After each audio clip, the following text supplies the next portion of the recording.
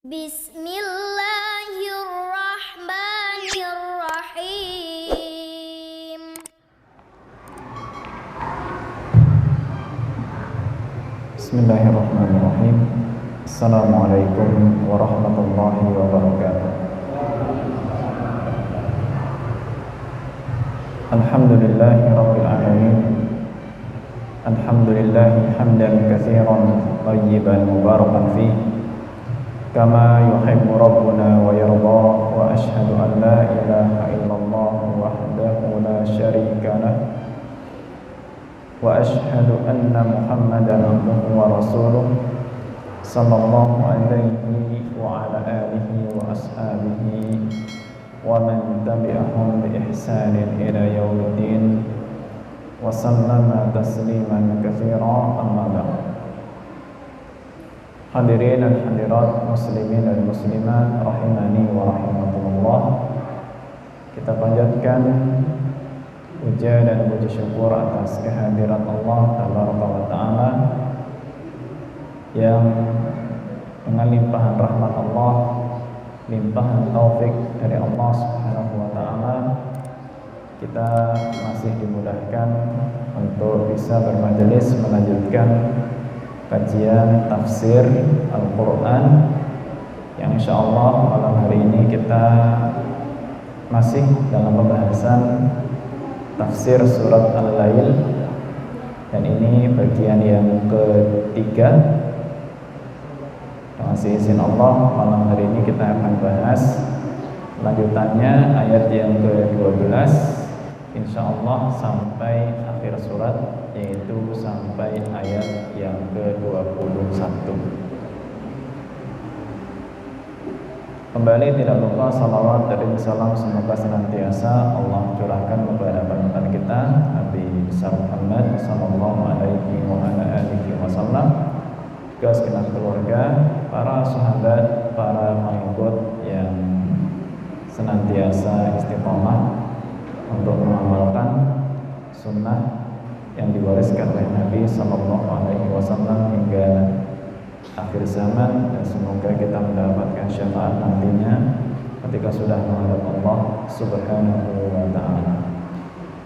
Baik, kita akan bahas ayat yang ke-12 sampai 21. Bismillahirrahmanirrahim. Qala subhanahu wa ta'ala, inna alaina lal huda. Sesungguhnya kamilah yang memberi petunjuk. Wa inna lana lal akhirata wal ula. Dan milik kami akhirat dan dunia. Fa anzartukum naran talazza.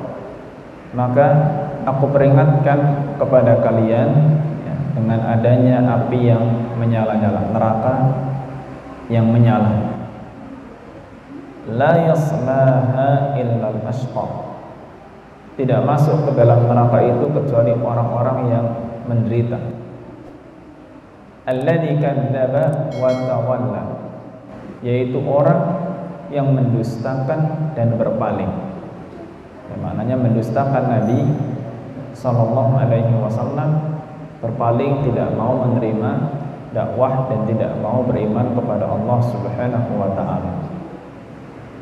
Wa sayujannabuhal atqa. Dan orang-orang yang bertakwa akan dijauhkan dari api neraka itu. Yang bertakwa itu adalah alladzi yu'ti malahu yatazakka, yaitu orang yang menginfakkan hartanya, mengeluarkan hartanya, yatazakka, dalam rangka untuk mensucikan dirinya. Wa ma li ahadin indahu min ni'matin tujza. Tidak ada seorang pun yang sedang dia balas jasanya. Maksudnya ketika seseorang itu menginfakkan hartanya, bukan sedang dalam rangka balas budi kepada siapapun. Illa ibtigha'a wajhi rabbihil a'la, kecuali hanya mengharapkan wajah Tuhannya yang maha tinggi, karena nikmat yang paling besar bagi penduduk surga nanti adalah ketika Allah Subhanahu wa taala itu membuka hijabnya dan semua melihat Allah Subhanahu wa taala, tidak ada nikmat yang lebih tinggi selain itu. Wala sawfa yarda, dan nantinya dia, orang yang bertakwa itu akan ridha juga, Allah Subhanahu wa taala akan ridha kepadanya. Jadi lanjutan ini jamaah yang dirahmati Allah Subhanahu wa taala, setelah Allah Azza wa Jalla sebelumnya, dari yang kita bahas, yang mulai dari ayat yang keempat sampai yang ke-11 kemarin, Allah gambarkan adanya dua jalan, jalan orang yang dimudahkan oleh Allah Subhanahu wa taala dan jalan orang yang disulitkan oleh Allah Subhanahu wa taala. Jadi masalah kemudahan dan kesulitan ibadah itu memang dari Allah Azza wa Jalla. Sehingga di sini seseorang itu diberikan isyarat, ketika ada kalanya kita itu merasakan untuk sulit ibadah, kadang mungkin kita kepengen sholat malam kok susah, bangun malam sudah setel peker, ternyata tidak mempan. Kita mau sedekah kok terasa susah, masih berat. Dan yang lain-lain, kadang kita kepengen menghatamkan Al-Quran, pengen baca banyak, juga terasa berat. Maka yang berat-berat itu hendaklah segera untuk dimintakan kemudahannya kepada Allah Subhanahu wa taala. Segera dimintakan kemudahannya kepada Allah Subhanahu wa taala. Karena yang memudahkan, menyulitkan itu Allah. Maka dimudahkan bagi orang yang diberikan taufik oleh Allah Subhanahu wa taala. Adapun yang tidak diberi taufik, maka dia akan sulit. Maka di sini tegaskan, inna alaina lal huda. Yang memberi petunjuk itu Allah Subhanahu wa taala. Jadi maknanya di sini Allah Subhanahu wa taala itu sudah menjelaskan mana yang baik, mana yang buruk, mana yang halal, mana yang haram. Jalan yang harus ditempuh untuk bisa sampai mendapatkan ridha Allah Subhanahu wa taala, itu juga sudah dijelaskan semuanya oleh Allah. Dan kemudian Allah Subhanahu wa taala jelaskan bahwa dunia akhirat itu milik Allah Subhanahu wa taala.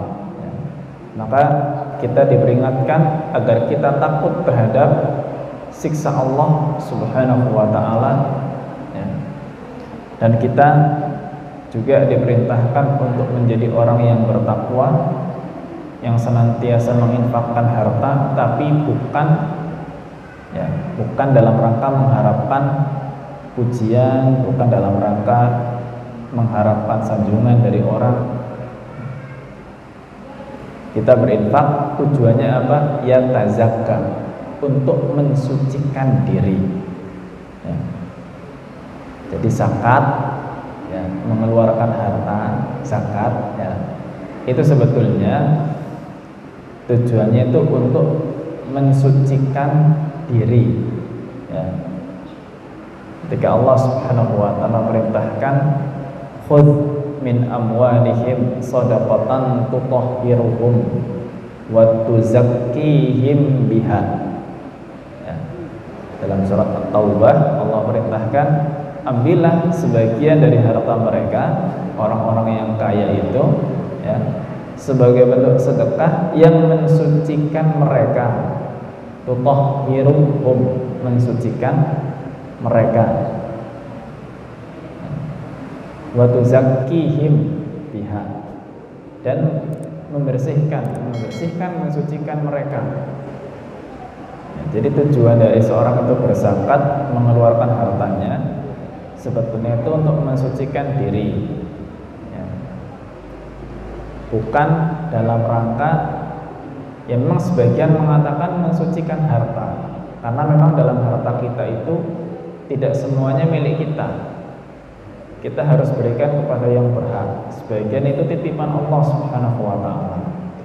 Tapi ada yang jadi salah persepsi.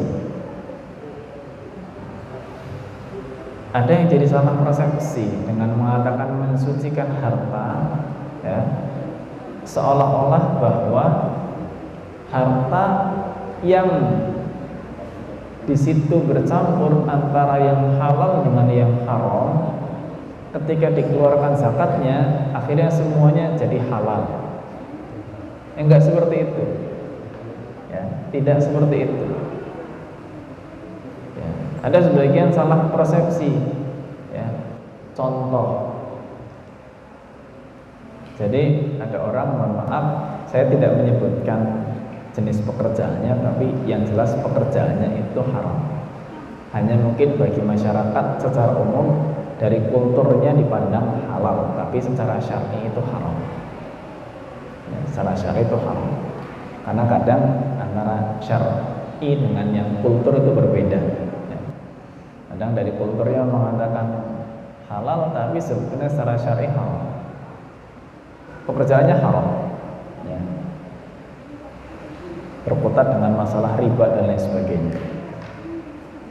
Kemudian dinasihati, ya, sebaiknya meninggalkan pekerjaan tersebut, ya, daripada nanti harta yang masuk, ya, ke dalam kantongnya, ya, digunakan untuk makan keluarganya, itu dari harta yang haram, ya.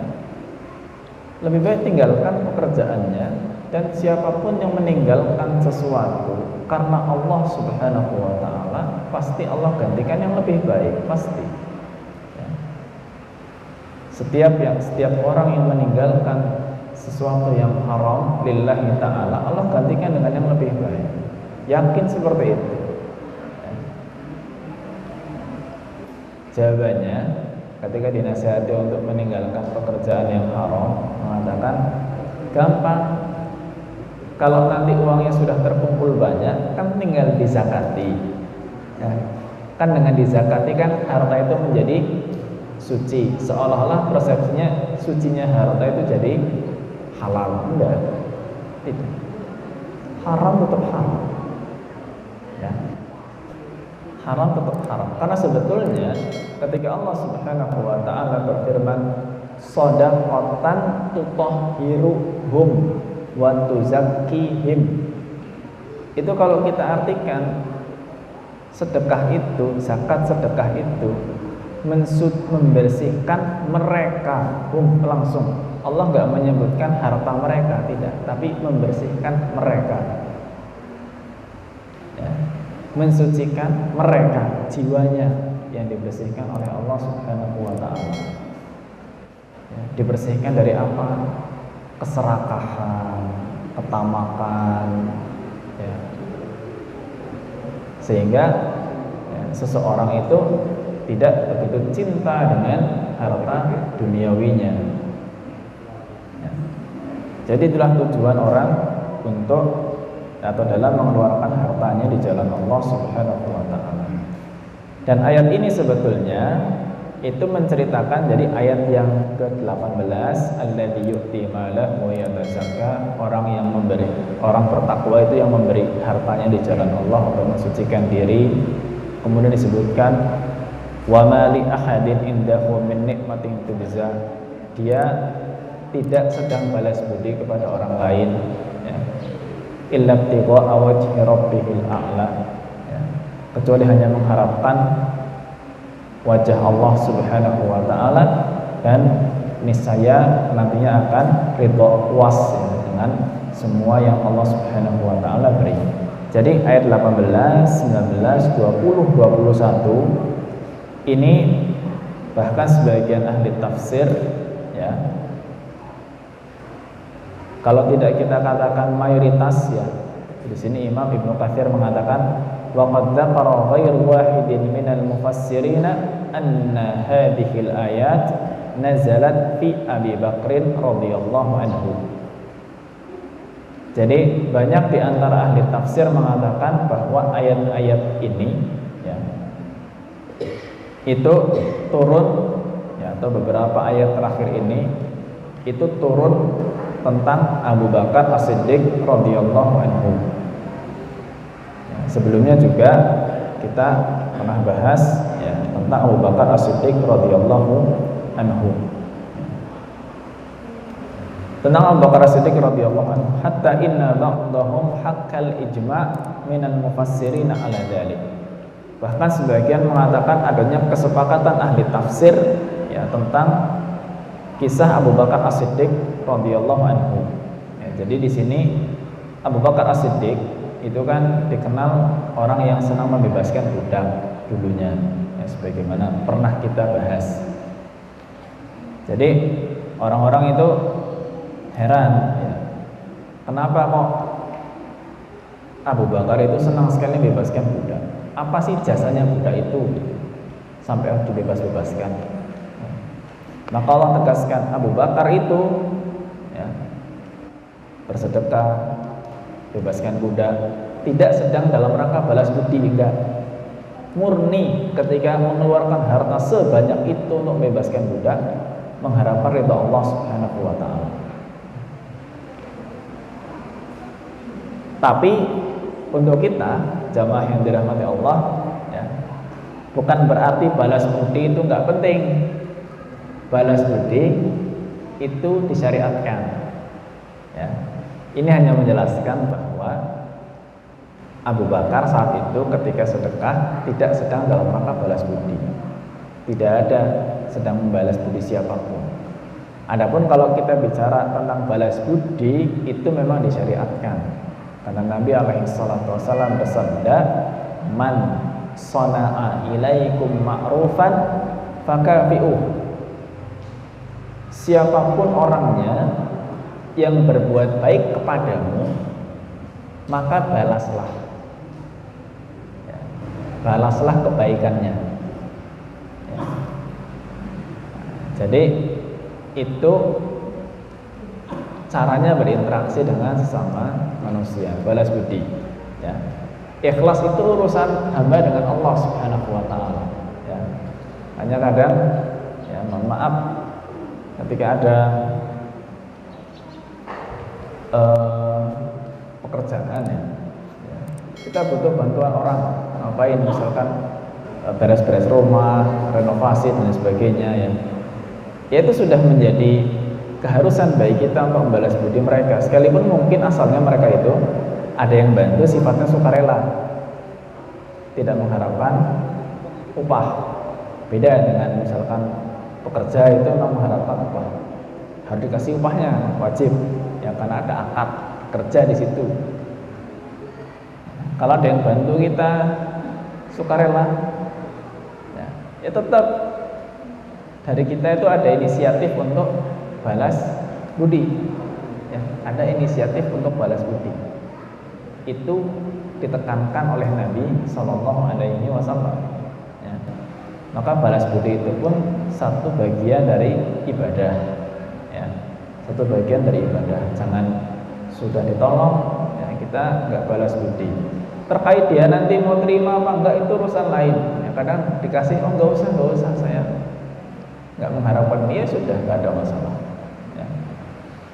Lucunya lagi nanti kalau ada orang minta tolong, udah minta tolong nggak ngasih lagi, atau mungkin nggak balas budi. Balas budi kan nggak identik dengan ngasih sesuatu yang instan ya, tidak identik ngasih duit apa, kan nggak identik dengan itu ya.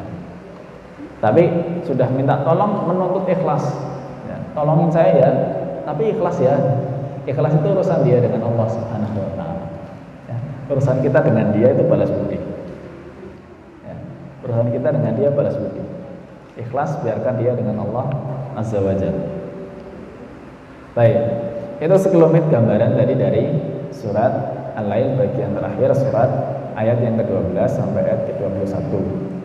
Di sini jamaah yang dirahmati Allah Subhanahu wa taala, sebagian ulama kontemporer ya, sebagian ulama kontemporer yang menuliskan kitab-kitab tafsir, di antaranya Profesor Dr. Wahbah Az-Zuhaili hafizahullah taala, Dalam kitab tafsirnya, Tafsir Al-Munir, ya, beliau menyebutkan ada beberapa fikih kehidupan dari bagian akhir surat Al-Lail ini yang sudah kita baca tadi dan sedikit penjelasan dari terjemahannya. Yang pertama, beliau mengatakan dalam Tafsir Al-Munir itu, ya, iqtadat hikmatullahi ta'ala wa rahmatuhu bi'ibadihi an yubayyina lahum kullama huwa rasyadun wa hidayatun musilatun ila jannatihi wa ridah wa qad ta'ahadallahu azza wa jalla bidzalik li bayani ahkamil halal wal haram wa ta'ati wal maksiyah. Jadi sebagaimana hikmah Allah Subhanahu wa taala, ya, Allah itu maha bijak dan Allah Subhanahu wa taala juga maha pengasih penyayang. Sebagaimana Allah itu bijak, Allah pengasih penyayang, Allah itu sudah jelaskan kepada kita semua petunjuk untuk bisa sampai kepada surga dan mendapatkan ridha Allah Subhanahu wa taala. Semuanya yang kita butuhkan, semua yang kita butuhkan untuk perjalanan kita sampai kepada Allah Subhanahu wa taala itu sudah Allah sediakan. Semuanya dijelaskan lengkap, ya. Dan Allah Subhanahu wa taala sudah benar-benar menjelaskan hukum mana yang halal, mana yang haram, mana yang taat, mana yang maksiat. Ya. Jadi tinggal kita sebetulnya tugasnya itu mencari, karena Allah sudah turunkan penjelasannya, ya. Dan nanti yang namanya baik buruk itu bukan kita yang menilai, ya. Halal haram, baik buruk itu bukan kita yang menilai. Penilaian itu dikembalikan kepada Allah Subhanahu wa taala, ya. Makanya perintahnya fa in tanaza'tum fi syai'in farudduhu ila Allahi war Rasul. Ya, jika kalian itu berselisih dalam suatu masalah, maka kembalikan, ya, solusinya, hukumnya itu kepada Allah dan Rasul. Standarnya di situ. Ya. Jangan kita belum apa-apa sudah menilai itu baik padahal kita tidak tahu, ya, itu di sisi Allah baik atau buruk. Jadi kalau kita tahu betul, ya, maka nggak ada masalah. Tapi kadang orang tidak tahu itu baik atau betul, ya, mohon maaf, pertimbangannya bukan dari Allah, bukan dari Nabi alaihi salatu wasallam, ya. Pertimbangannya tadi mungkin hanya melihat kulturnya, hanya melihat pertimbangan masyarakatnya, ya, kearifan lokalnya bagaimana, ya. Kemudian dipandang itu baik. Ya. Maka sekali lagi di sini, ya, kita itu mencari baik buruk, patokannya itu Al-Quran dan hadis Nabi Sallallahu Alaihi Wasallam. Ya. Patokan baik buruk, halal haram itu Al-Quran dan hadis Nabi Sallallahu Alaihi Wasallam. Kemudian yang kedua, beliau mengatakan lillahi ta'ala mulkud dunya wal akhirah wa huwal mutasarrifu fiha wa manihu thawabaha yu'ti ma yasha' wa liman yasha'. Allah Subhanahu wa taala itu pemilik kerajaan dunia dan akhirat. Semuanya milik Allah Subhanahu wa taala. Allah yang bolak-balikkan semuanya. Allah kasih kepada siapapun yang Allah kehendaki. Ya. Gak semua orang dikasih dunia. Faman talabaha min ghairi malikihima min ghairil mutasarrifi fihima faqad akhta'at tariq. Maka orang yang mencari dunia dan akhirat itu, ya, bukan dari pemiliknya, Ya. Kita kepengen mendapatkan nikmat, tapi kita tidak minta dari yang punya nikmat. Ya. Maka yang seperti ini dia sudah salah jalan. Ya. Kita tahu yang punya semuanya itu Allah Subhanahu wa ta'ala. Kalau kita minta kepada selain Allah Subhanahu wa ta'ala, tidak akan dapat. Ya. Tidak akan dapat. Kita bergantung hatinya kepada selain Allah Subhanahu wa ta'ala. Ya. Bagaimana Allah akan kasih? Ya. Kayak misalkan gini, orang tua saja, ya, orang tua, bahasa orang tua kadang-kadang. Ketika mungkin anaknya ya mungkin lebih dekat dengan mbahnya, ya, lebih dekat sama pak D-nya, budinya.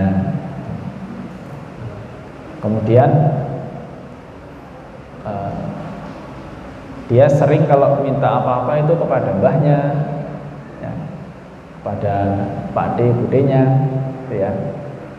Kadang sebagian orang tua ketika akhirnya diminta sama anaknya, ya, soalnya gini, sekarang jaluk baik orang baik.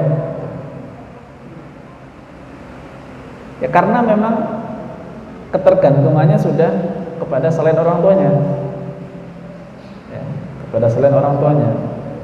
Ngana jaluk pak demu baik, kok biasanya diwai kan gitu. Ya, bahasa sebagian orang tua. Allah Subhanahu wa ta'ala itu kan paling tidak suka kalau Allah itu diduakan.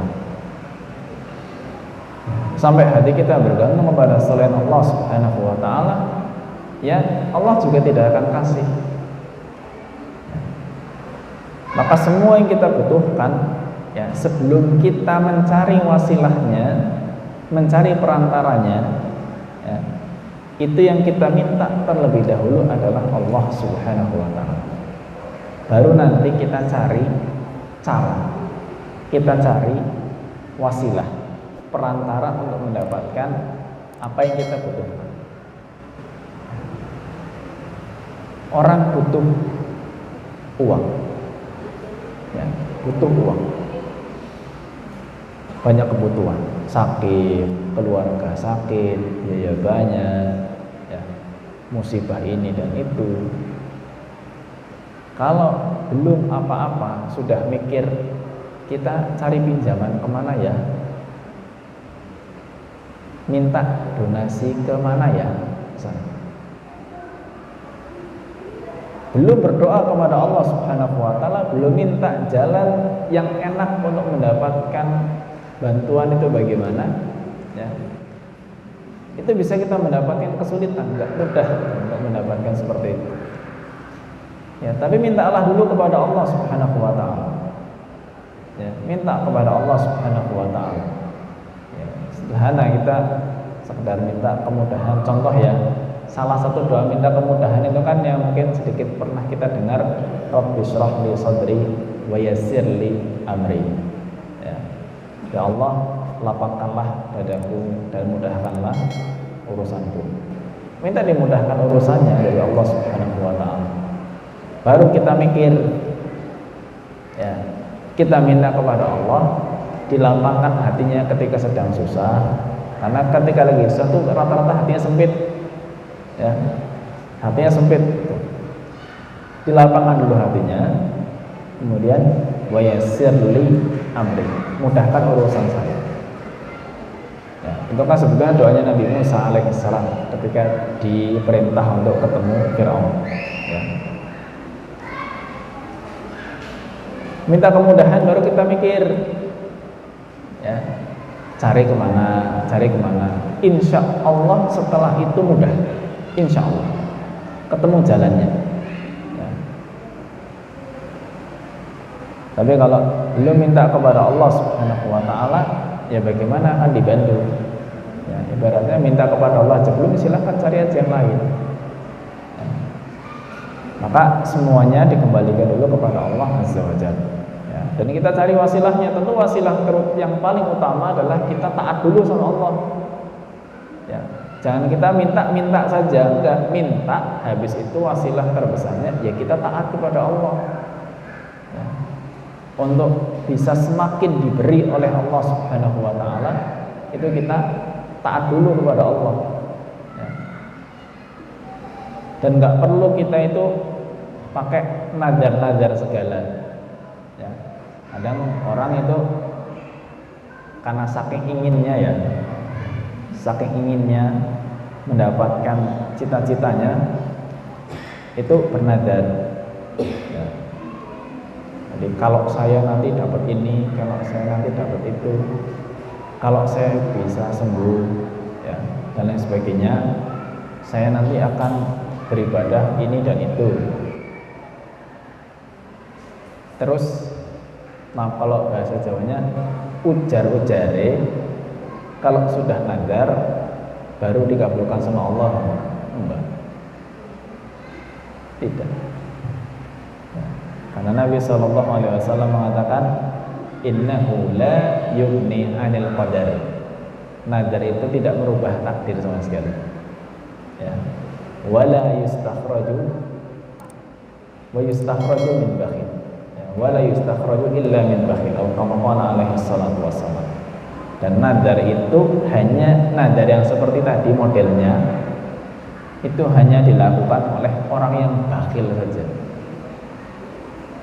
Nah, oleh orang yang bakhil saja. Dia sebetulnya bakhil, pelit, gak mau ibadah, kecuali terlebih dahulu keinginannya, tuntutannya dikabulkan oleh Allah Subhanahu wa ta'ala. Itu tidak beradab kepada Allah. Maka nadar yang model itu hukumnya makruh asalnya. Tapi kalau sudah terlanjur nadar, wajib ditunaikan. Ya. Mengawali nadarnya itu hukumnya makruh. Tapi kalau sudah terlanjur, wajib ditunaikan. Ya. Kepengin anaknya lulus sekolah, ya Allah, saya nadar kalau anak saya lulus sekolah, saya mau puasa sebulan penuh. Kenapa nunggu anaknya lulus sekolah dulu? Puasa itu sekarang. Ya. Dia pikir dengan nadar begitu Allah kasih kelulusan gitu. Kalau takdirnya nggak lulus saja, tetap nggak lulus. Ya. Ya. Interaksi kita dengan sama manusia aja begitu nggak sopan. Contoh. Lagi-lagi saya kasih contoh anak sama orang tua. Ya. Misalkan orang tua perintahkan anaknya untuk beli sesuatu atau perintahkan anaknya untuk apalah, nyapu rumah. Anaknya gini, kasih saya duit dulu baru saya nyapu rumah. Sopan nggak itu? Gak sopan sama orang tuanya. Ya. Ini kita kepada Allah Subhanahu wa ta'ala, kasih dulu saya baru ibadah. Sama orang tua nggak sopan, sama Allah gitu. Makanya wasilahnya bukan dengan cara seperti itu. Ya. Wasilahnya kita taat saja kepada Allah Subhanahu wa ta'ala, tambah iman, tambah amal, ya. Tanpa harus nadar-nadar segala. Ya. Kecuali kalau nadarnya nggak pakai embel-embel nggak apa-apa. Ya. Nadar yang sifatnya bebas. Ya. Hanya mengatakan saya bernadar akan melakukan ini, gitu. Selesai nggak apa-apa. Tapi kalau ada embel-embelnya, saya nadar kalau dikasih ini saya akan begini, nah itu yang hukumnya makruh. Ya, itu yang hukumnya makruh. Tapi sekali lagi kalau sudah terlanjur, ya sudah harus ditunaikan. Ya, jadi yang kedua, ya, Allah yang memiliki dunia akhirat, maka semuanya diminta dari Allah dengan wasilahnya juga wasilah yang dicintai oleh Allah Subhanahu wa ta'ala. Baik. Kemudian yang ketiga, hadzarallahu ta'ala ba'da hadhil bayanat al-wafiyah min nari jahannam allati tatawahhaj wa tatawaqqat. Allah Subhanahu wa ta'ala memperingatkan kita dari api neraka yang menyala panas, ya. Dan yang disebutkan dalam hadis Nabi sallallahu alaihi wasallam tentang neraka ini, siksa yang paling ringan, siksa yang paling ringan di neraka. Disebutkan dalam Sahih Al-Bukhari, Nabi alaihi salatu wasallam bersabda, "Inna ahwana ahlin nari adzaban yaumal qiyamah rajulun tuḍa'u fi akhmas qadamaihi jamratan yaghli minhuma dimaguh." Orang yang paling ringan siksanya di neraka nanti itu adalah orang yang di kakinya, di kedua telapak kakinya, ya, itu diletakkan kerikil. Ya. Dalam sebagian riwayat disebutkan pakai sandal. Ya. Di sini disebutkan kerikil, batu kerikil di kedua telapak kakinya, jamrotan, ya, dua kerikil. Ya gelimin huma dimahu. Disebabkan karena dua kerikil itu, ya, jamroh itu batu kecil. Disebabkan oleh dua batu kerikil itu otaknya mendidih. Itu yang paling ringan. Ya. Itu yang paling ringan. Makanya fa'andzartukum naron talad. Hati-hati dengan neraka yang sangat panas. Ya. Isyarat supaya kita menjaga diri, ya, agar tetap bisa menjaga iman dan Islam, supaya nanti ketika kita menghadap Allah Subhanahu wa taala masih dalam kondisi iman dan Islam. Baik, kita jeda dulu untuk adzan. Wassallallahu ala nabiyyina Muhammad wa ala alihi wa sahbihi wa barakatuh.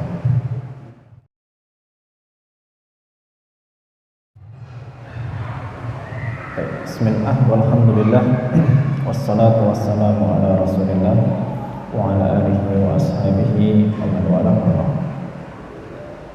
Baik, sebelum saya lanjut, monggo kalau ada yang mau menyampaikan sesuatu, menambahkan yang lainnya silakan.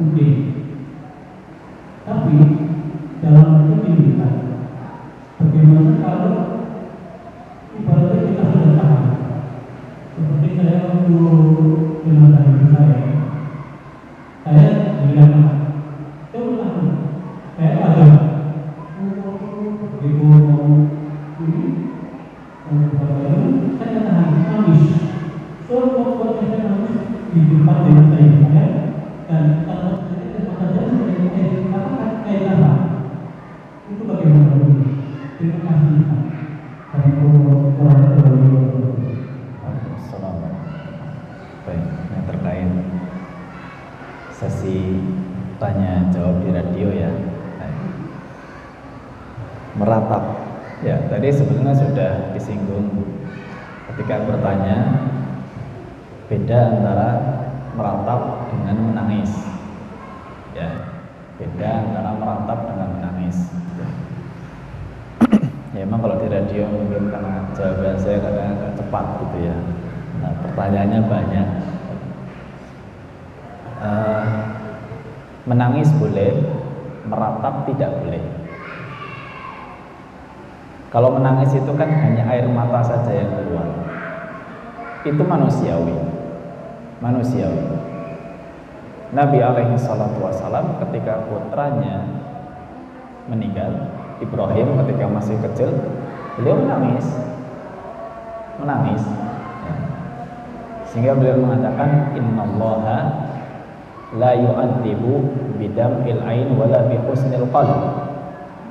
Allah Subhanahu wa taala itu tidak menghukum hanya karena air mata dan hanya karena kesedihan hati.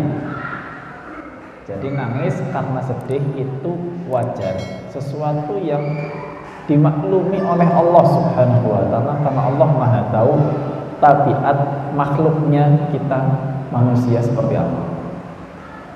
Nah, yang dilarang disebutkan oleh Nabi SAW, walakin yu'adzib bihada. Tapi Allah itu menghukum karena lisan. Nah, ratapan itu sesuatu yang dikeluarkan oleh lisan.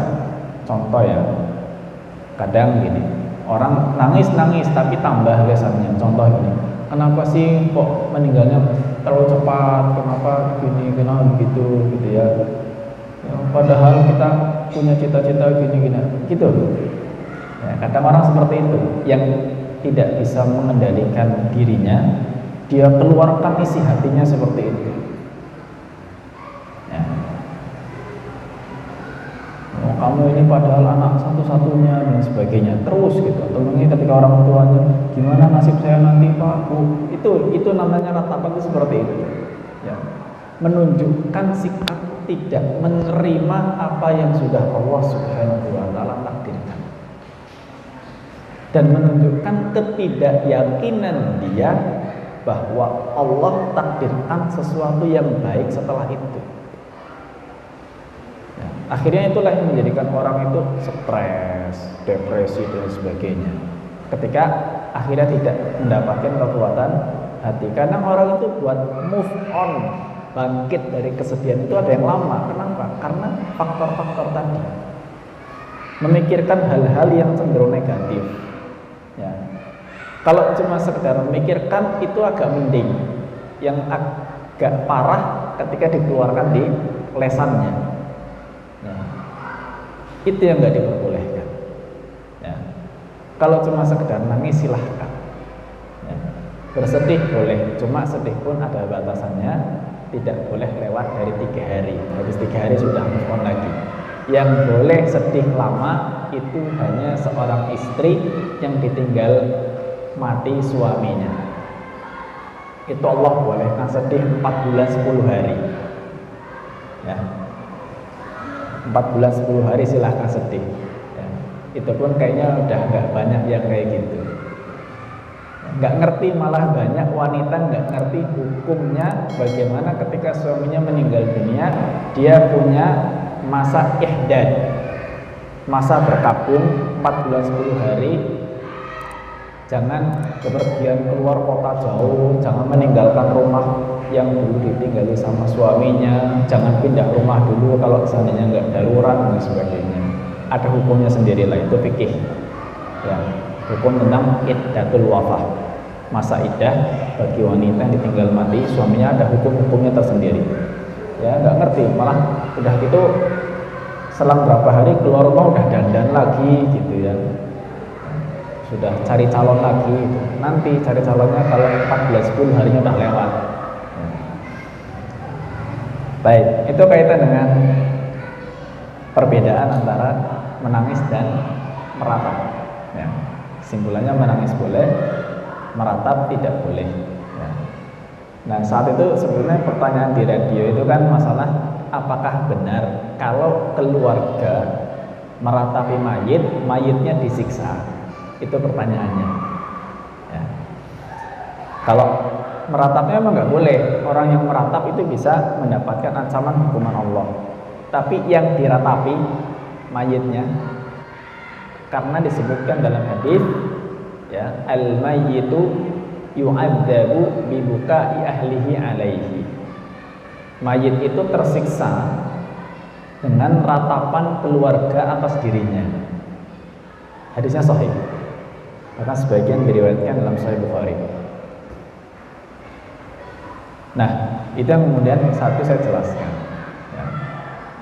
Penjelasan pertama saat itu,